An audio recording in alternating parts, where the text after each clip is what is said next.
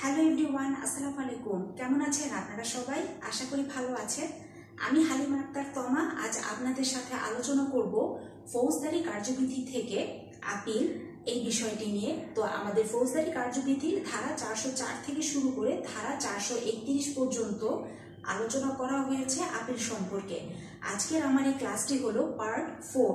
তো আজকের পার্ট 4 ক্লাসে আপনাদের সামনে তুলে ধরব যে কিছু কিছু ক্ষেত্র আছে যেসব ক্ষেত্রে আপিল চলে না।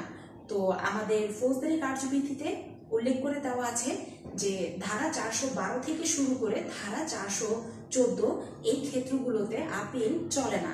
তো চলুন মূল ধারার মূল আলোচনার দিকে এগোনো যাক। ধারা 412 এখানে বলা আছে দোষ স্বীকারে দণ্ড হলে, অর্থাৎ মনে করুন যে মিস্টার এক্স নামক একজন অভিযুক্ত ব্যক্তি, তিনি বিজ্ঞ আদালতের নিকট দোষ স্বীকার করেছেন। এখন তার নিজের এই দোষ স্বীকারের ভিত্তিতে বিজ্ঞ আদালত তাকে দণ্ড প্রদান করেছে। তো এই যে দণ্ড প্রদান করা হলো, এই দণ্ডের পরিমাণ এবং দণ্ডের বৈধতা ব্যতীত অন্য কোনো বিষয়ে আপিল করা যাবে না। অন্য বিষয় বলতে এই দণ্ড বাতিল, দণ্ড মওকুফ কিংবা দণ্ড কমানো, এই ধরনের কোনো আপিল করা যাবে না। কি আপিল করা যাবে? শুধুমাত্র দণ্ডের বৈধতা এবং দণ্ডের পরিমাণ, এই বিষয়ে শুধু আপিল করা যাবে। তবে একটা বিশেষ দ্রষ্টব্য মনে রাখবেন যে দ্বিতীয় বা তৃতীয় শ্রেণীর ম্যাজিস্ট্রেট কর্তৃক যদি দণ্ডাদেশ প্রদান করা হয়ে থাকে, তবে সেক্ষেত্রে কিন্তু এই সিআরপিসির ধারা 412 প্রযোজ্য হবে না।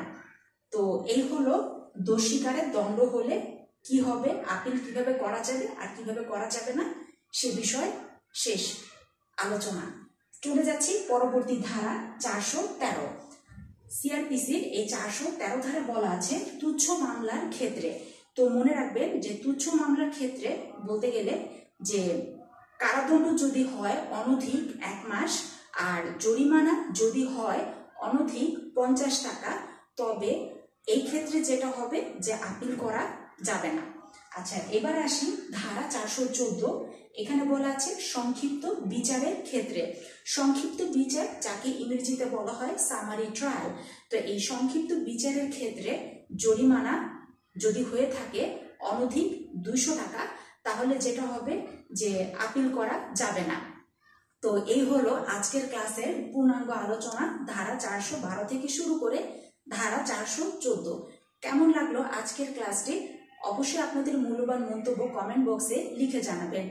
আর যারা আমার প্রাণপ্রিয় বাংলাদেশ বার কাউন্সিল এবং জুডিশিয়ারি পরীক্ষার্থী ভাই বোনেরা আছেন, আপনাদের উদ্দেশ্যে বলছি, এই যে এতক্ষণ এই ধারাগুলো আলোচনা করেছি, এই ধারার প্রতিটি লাইনে লাইনে কিন্তু এমসিকিউ প্রশ্ন লুকিয়ে আছে।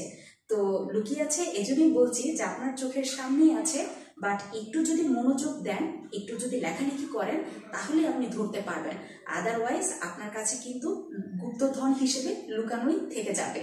তো অবশ্যই আপনারা মনোযোগ দিয়ে পড়বেন এবং খাতায় লিখবেন। ইনশাল্লাহ সকলেই এমসিকিউ এবং রিটেন পরীক্ষায় সফলতার সাথে উত্তীর্ণ হবেন, এই আশা ব্যক্ত করে আজ এখানেই শেষ করছি। তবে দেখা হচ্ছে আপিল সম্পর্কিত ক্লাস পার্ট 5 নিয়ে অতি শিগগিরই। তো নতুন ধারা নতুন ক্লাস দেখতে হলে চোখ রাখুন এবং আমার সাথে যুক্ত হতে আমার ফেসবুক পেজ এবং ইউটিউব চ্যানেলটি ফলো বাটন প্রেস করে এবং সাবস্ক্রাইব করে সাথেই থাকবেন। ধন্যবাদ সবাইকে। খোদা হাফেজ।